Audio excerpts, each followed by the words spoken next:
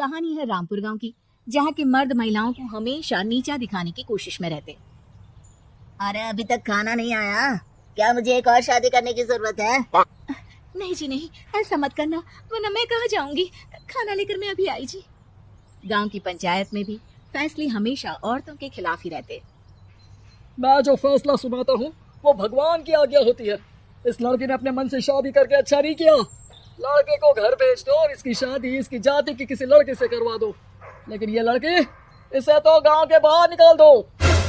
नहीं नहीं जमींदार साहब, ये क्या बोल रहे हैं? ऐसा नहीं हो सकता। मेरी बेटी मासूम है, इसे अच्छे बुरे की समझ नहीं है। अरे कहाँ जाएगी ये बेचारी? कहाँ जाएगी? इतनी चिंता है तो पूरे परिवार का गांव निकाला कर देते हैं। बेचारे पूरे बसे बसाए परिवार को गांव छोड़ना पड़ता है। चाहे जो हो, अगर बेटियों को कंट्रोल नहीं कर सकते तो गांव में रहने का कोई मतलब नहीं है। यहाँ औरतों को दब कर रहना होगा। कोई भी अपने हिसाब से कुछ नहीं कर सकता, सब ईश्वर की मर्जी से ही होगा। तभी गांव का एक आदमी दौड़ा दौड़ा आता है। सरपंच साहब, जमींदार साहब, वो कालिया है ना, उसकी बेटी पढ़ने के लिए शहर जा रही है। अच्छा, ये कब हो गया? और कालिया की हिम्मत कैसे हो गई ऐसा करने की? लेकर आओ उसे और उसकी बेटी को। बस फिर क्या था, हाजिर हो जाते हैं कालिया और उसकी बेटी सरपंच के सामने। अरे कालिया, ये क्या सुनने में आ रहा है? बेटी को इंजीनियर बना रहा है तू? और ये बता, गांव में तो स्कूल नहीं है, फिर कहां से इतनी क्लास पास कर गई तेरी बेटी? राधा, जो कि कालिया की बेटी है, उसे लगता है कि सरपंच उसकी तारीफ कर रहे हैं। सरपंच जी, मैंने ऑनलाइन पढ़ाई की है, डिस्टेंस लर्निंग से। सभी में मैंने अच्छे नंबर पाए हैं, जिसे देखते हुए शहर की इंजीनियरिंग कॉलेज में मुझे स्कॉलरशिप मिली है। वाह जी वाह, क्या होती है ये? पहले तो ये बताओ, फिर आगे की बात करते हैं। पूरा गांव राधा की बात सुन रहा था और राधा बोलती जा रही थी। तो ऐसे मैं फ्री में एक अच्छी शिक्षा लेकर गांव में जो कुछ परेशानियां हैं, जैसे बिजली, पानी और इंटरनेट जैसी समस्याओं के लिए काम करूंगी। मैं गांव को शहर से जोड़ने के लिए पुल का निर्माण करवाने का प्रस्ताव रखूंगी। मुझे पूरी उम्मीद है कि जल्द ही हमारा गांव भी तरक्की की राह पर चल पड़ेगा। राधा की बात सुनकर सारे गांव वाले ताली बजाने लगते हैं। सरपंच को समझ नहीं आता कि वो क्या करे। चुप रह नादान लड़की, गांव के खिलाफ जाने के लिए तुझे गांव से बेदखल कर दिया जाएगा, वो भी पूरे परिवार के साथ। और हाँ, अगर ठीक से गांव में रहना चाहती है तो ये पढ़ाई लिखाई छोड़ दे। हम तेरे लिए गांव का कोई होनहार लड़का देखेंगे। तभी गांव का एक आदमी बोल पड़ता है। अरे नहीं नहीं सरपंच जी, राधा बिटिया जो बता रही है, अगर वैसा हो जाए तो हम लोगों को पैसा कमाने के लिए बाहर नहीं जाना पड़ेगा। हाँ जी, और ना ही कोसों दूर पानी के लिए भटकना पड़ेगा। हमारे बच्चे भी अच्छी पढ़ाई कर सकेंगे और आगे बढ़ेंगे, ना कि हमारी तरह खेती करते बैठेंगे। क्यों गांव वालों, राधा बिटिया का साथ देना चाहिए ना।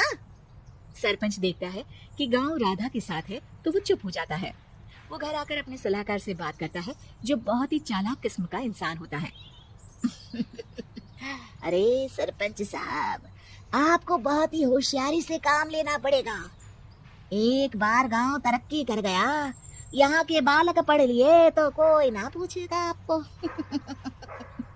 और फिर ये जो बेटा और बेटी है ना आपके, इनको भी आम लोगों की तरह ही जीवन जीना होगा। हाँ, लेकिन करे तो क्या करे? वो ना आप मुझ पर छोड़ दीजिए, बस मैं जैसा बोलूं करते जाइए। अगले रोज सुबह जब गांव वाले सोकर उठते हैं तो राधा के घर के बाहर और साथ ही वो लोग जिन्होंने राधा का सपोर्ट किया था, उनके घर के आगे लाल रंग से कल आऊंगी लिखा होता है। कल आऊंगे, ये क्या होता है? अरे यह तो खून से लिखा है, लगता है कोई भूत प्रेत या चुड़ैल का साया है। चलो सरपंच के पास चलते हैं।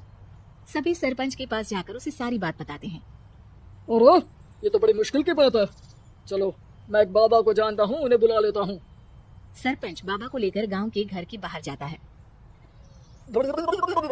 ओहो, तो ये वो चुड़ैल है जो उन लोगों को निशाना बनाते हैं जो गांव को बदलने का सपना देखते हैं।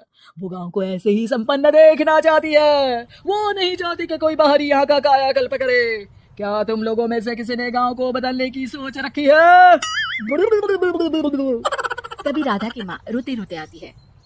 मेरी राधा घर से गायब हो गई है, अरे कोई तो बचाओ, मेरी बच्ची कहाँ गई?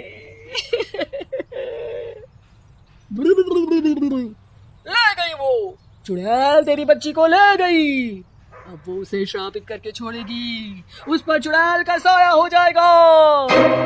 तभी बुरी सी हालत में राधा भी वहां आ जाती है। उसके बाल चुड़ैल की तरह फैले होते हैं और कपड़ों में खून लगा होता है। सभी राधा को देखकर डर जाते हैं। माँ, पता नहीं मुझे कौन उठा कर ले गया था। अरे दूर दूर हो जा चुड़ैल, अब हम लोग इस गांव में नहीं रुकेंगे। अरे कैसी बातें कर रहे हैं आप? कल तो आप मेरे भरोसे गांव का हुलिया बदलने, अपने बच्चों को पढ़ाने और तरक्की उन्नति की बात कर रही थी, तो आज क्या हो गया आपको? ये फिर तुम लोगों को बहकाएगी। ये चुड़ैल गांव में आ चुकी है, ऐसे ही ये तुम्हारे घर के बच्चों को भी ले जाएगी। गांव वाले राधा को गांव से बाहर निकाल देते हैं। उसके माँ बाप रोते रहते हैं, लेकिन गांव वाले नहीं मानते। मैं भी अपनी बहन के साथ गांव के बाहर रहूंगा, लेकिन वो पढ़ाई नहीं छोड़ेगी। वहीं सरपंच के घर पर सलाहकार कहता है, देखा, सांप भी मर गया और लाठी भी नहीं टूटी। लेकिन अगले ही दिन सरपंच के घर के बाहर भी वही शब्द लिखे होते हैं। और फिर सरपंच की बीवी कहती है, हमारी बेटी को किसी ने अगवा कर लिया है। तभी राधा का भाई वहां आ जाता है। अरे गांव वालों, मैंने सरपंच जी की बेटी को देखा था, वो चुड़ैल उसे उठाकर ले जा रही थी। अरे क्या मजाक कर रहे हो? नहीं नहीं सरपंच जी, आप नहीं जानते, वो चुड़ैल अब आपकी बेटी में आ जाएगी, जैसे राधा के अंदर आ गई थी। तभी सरपंच की बेटी वैसी ही हालत में वहां आती है जैसे राधा आई थी। पापा, पता नहीं कैसे मैं गायब हो गई थी।